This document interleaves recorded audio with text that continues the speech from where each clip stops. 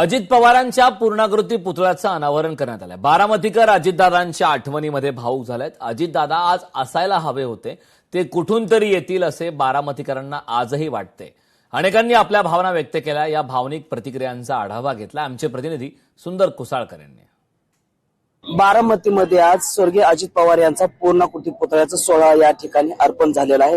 हा सोहळा पार पडलेला आहे। खरं तर आजच्या या निमित्तानं आपल्यासोबत या ठिकाणी खरं तर बारामतीकर आहेत, अजितदादांच्या लाडक्या बहिणी आहेत। आम्हाला असं कधीच वाटलं नाही की दादांचा पुतळा उभा करावा लागला आम्हाला।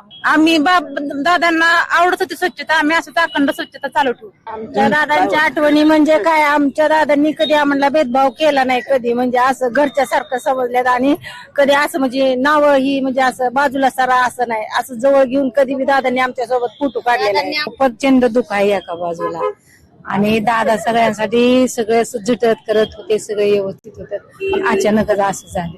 त्याच्यामुळं कुणालाच वाटलं नाही की असा अपघात घडेल म्हणून। खूप बेकार वाटते, खूप खंत वाटते आम्हाला दादा गेल्यामुळे। असं वाटतं की दादा कुठून तरी यावं, मी आहे असं घोषणा द्यावी। सुंदर कुसाळकर, लोकशाही मराठी, बारामती। विद्यार्थ्यांवरील लाठीचार्जच्या निषेधात महाराष्ट्र बंद। या बंदला वर्धा, पुलगाव शहरामध्ये संमिश्र प्रतिसाद पाहायला मिळालाय। आंदोलनकर्त्यांचं व्यापाऱ्यांना बंदमध्ये सहभागी होण्याचं आवाहन करण्यात आलं। विद्यार्थ्यांवरील लाठीचार्जच्या निषेधार्थ महाराष्ट्र बंदची हाक पुकारण्यात आली। या बंदला वर्धा, पुलगाव शहरात संमिश्र प्रतिसाद पाहायला मिळाला। त्यांची बहुजन आघाडीच्या माध्यमातून महाराष्ट्र बंदची हाक पुकारण्यात आली। आंदोलनकर्त्यांनी यावेळी व्यापाऱ्यांना बंदमध्ये सहभागी होण्याचं आवाहन केलं। 21 तारखेला राष्ट्रीय बाळासाहेब आंबेडकर यांनी एक जाहीर केलं की महाराष्ट्र बंद। त्या महाराष्ट्र बंद मध्ये आज वर्धा जिल्हा हा पूर्णपणे शांततेपूर्वक बंद करण्यात आला आहे।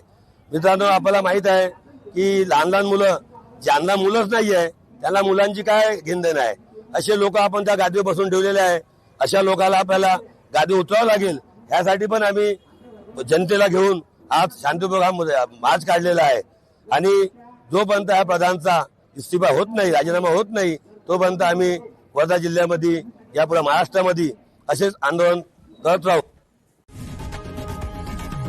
लोकशाही मराठी, ऐका, पहा, जागरूक रहा।